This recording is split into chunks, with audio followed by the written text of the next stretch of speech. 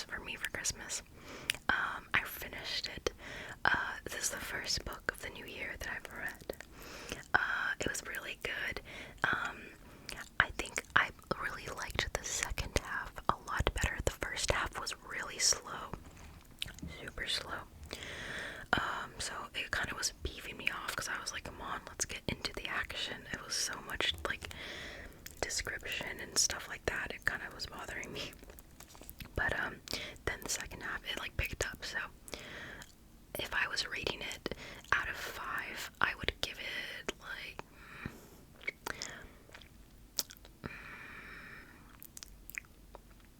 like a generous 3, just because it's kind of predictable. But I mean, it's still like a good story. It reads like a movie. So yeah, it was alright. I liked it. Just some parts I was like, predictable. Maybe I've just read too many of these type of books. But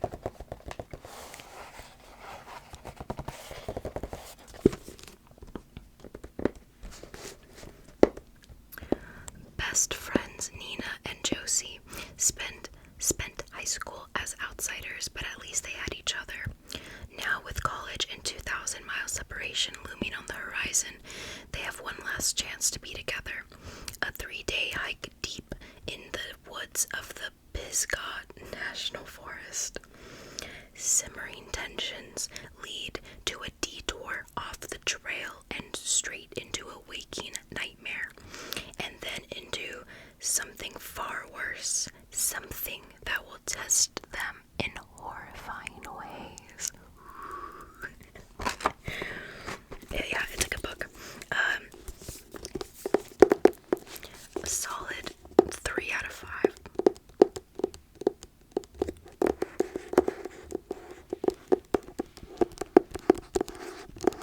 But then again, I am kind of harsh when it comes to these type of like mystery horror books. I just like, I have high standards for them because I want to be spooked, you know. So that was the first one. Then I got this one that I'm reading right now, which is Terminal Boredom by Izumi Suzuki.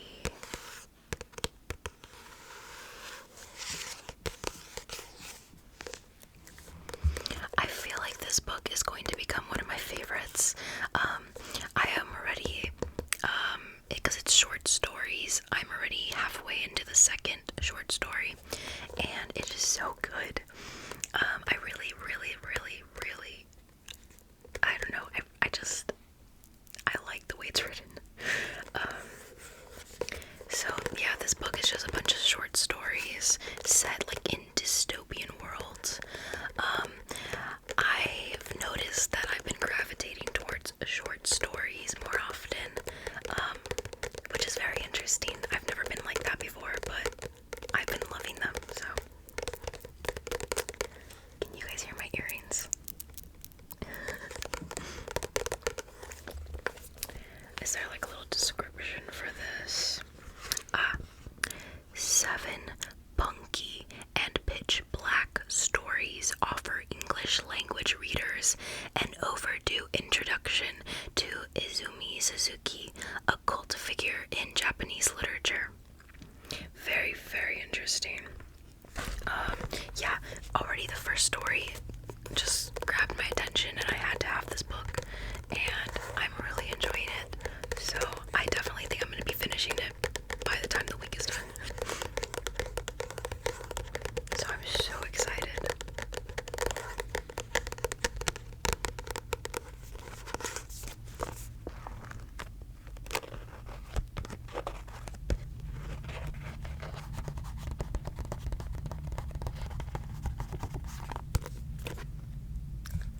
Okay, and the next book I picked up was Daisy Jones and the Six. This is one that a lot of people have been reading recently. It seemed really interesting, and one of my friends read this and said it was like super, super good and I should check it out, so I thought, why not?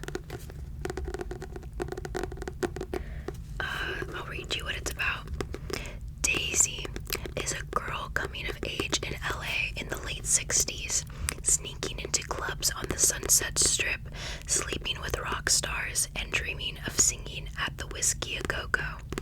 Her voice is getting noticed, and she has the kind of heedless beauty. I'm sorry. She doesn't have a headless beauty, she has a head. The kind of heedless beauty that makes people do crazy things. Also getting noticed is the Six, a band led by the brooding Billy Doon. On the eve of their first tour, his girlfriend Camilla finds out she's pregnant. And with the pressure of impending fatherhood and fame, Billy goes a little wild on the road. Daisy and Billy cross paths when a producer realizes that the key to supercharged success is to put the two together.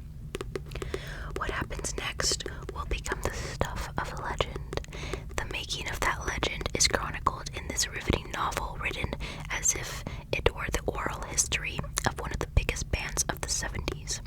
In Daisy Jones and the Six, Taylor Jenkins Reid brilliantly captures an unforgettable place and time in an utterly distinctive voice.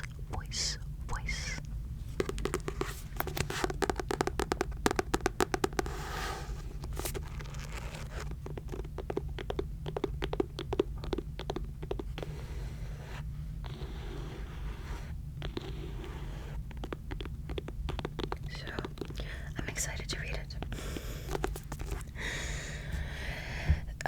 The last 3 books that I got, or is it 4?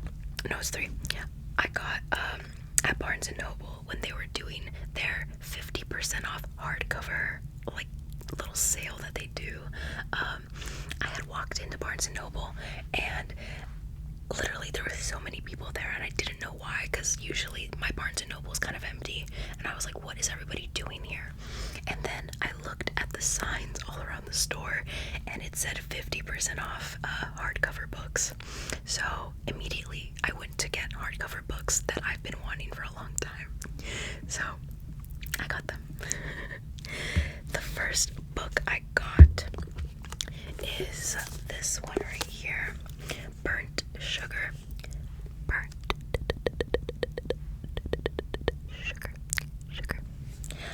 By Avni Doshi. Doshi.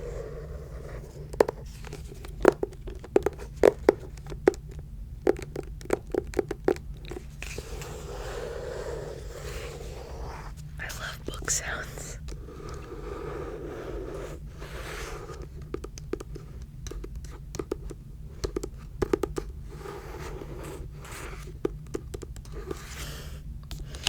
Let me see if I can read.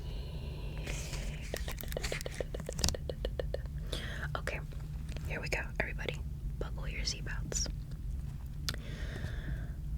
I would be lying if I said my mother's misery has never given me pleasure, says Antara, Tara's now adult daughter.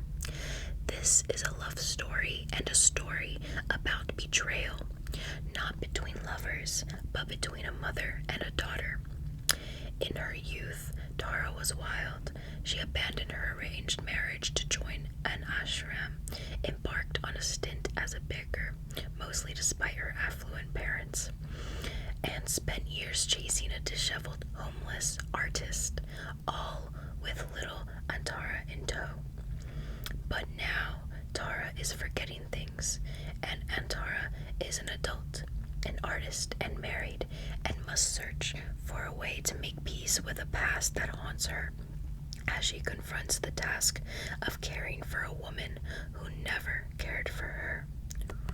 So this one is like very, very interesting. I got really attracted to it because it seems like it's shedding light on a very complex relationship between a mother and a daughter, and I think I can really relate to that, having that sort of like complex relationship, I suppose. I think a lot of women of color, specifically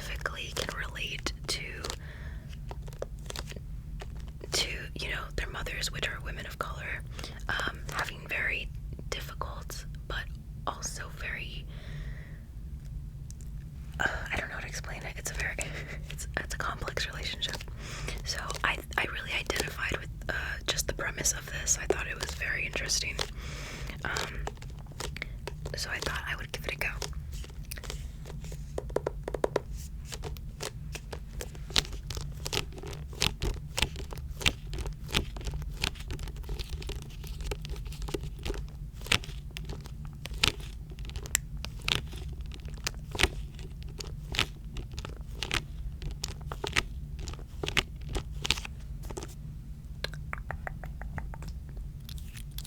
And then I got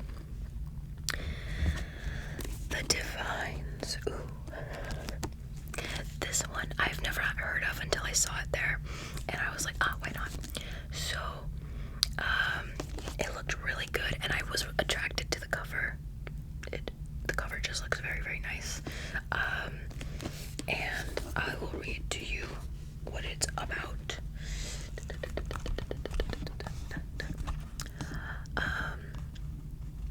The girls of St. John the Divine, an elite English boarding school, were notorious for flipping their hair, harassing teachers, chasing boys, and chain-smoking cigarettes.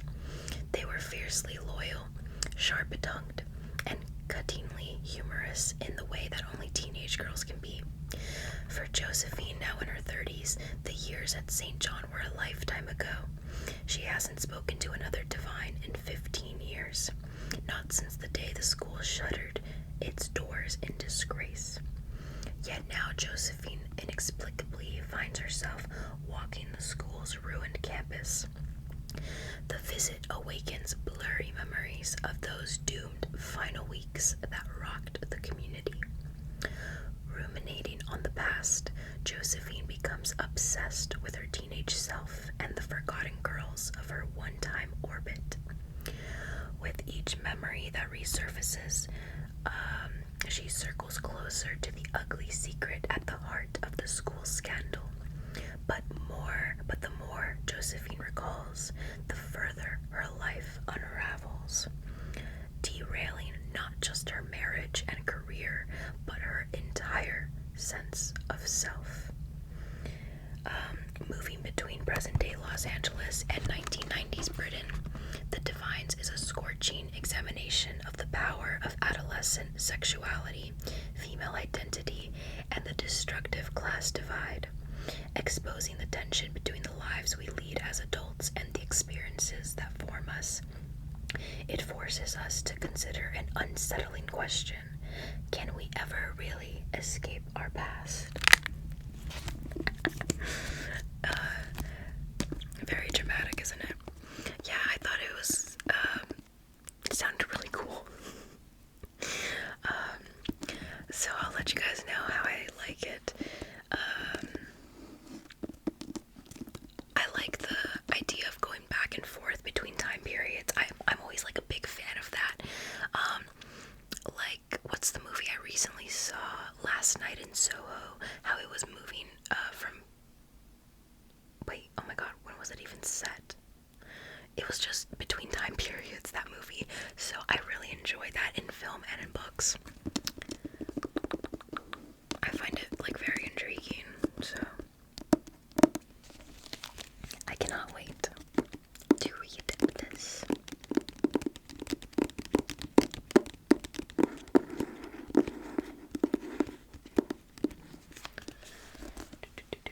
And then last, I got, I'm trying to get my other headphone so I can just switch. Okay, lastly, I got The Phone Book at the Edge of the World. I feel like this book is gonna make me cry, so I'm ready for it. I enjoy literature that makes you feel a lot of emotions. So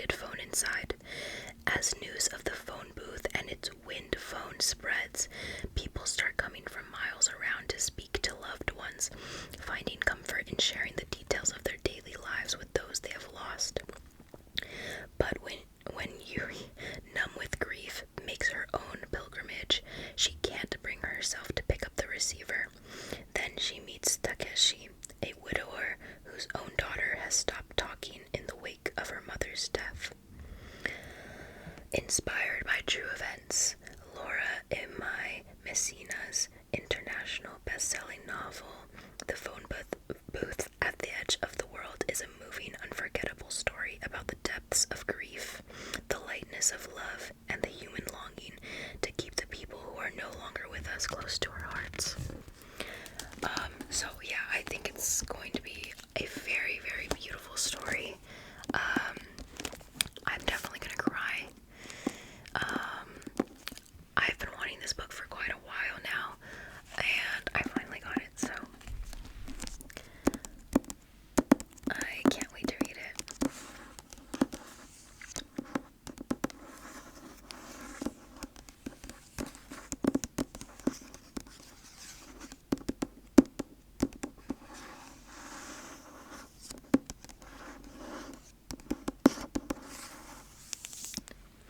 So that concludes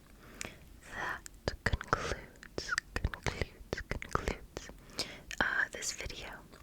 I really hope you guys enjoyed and you found some of these books interesting, and maybe you want to pick them up as well. Let me know if you do. I always love when you guys comment like, oh, I just ordered the book, or I just received it, or I've been reading it. Makes me so happy.